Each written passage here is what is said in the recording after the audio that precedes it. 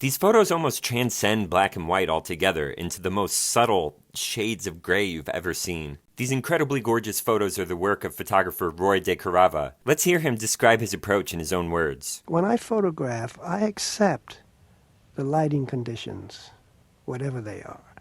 And I try not to say, well, you can't photograph that because it's too dark or there's not enough light. I don't believe in that.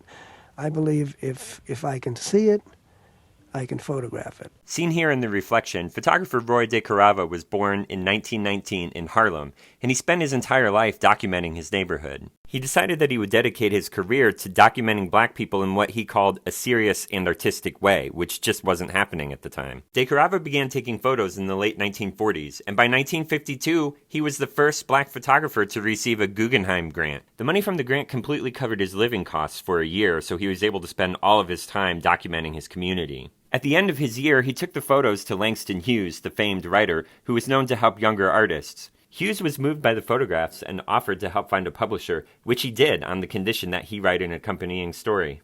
The resulting book was called The Sweet Flypaper of Life and was published in 1955 to critical acclaim.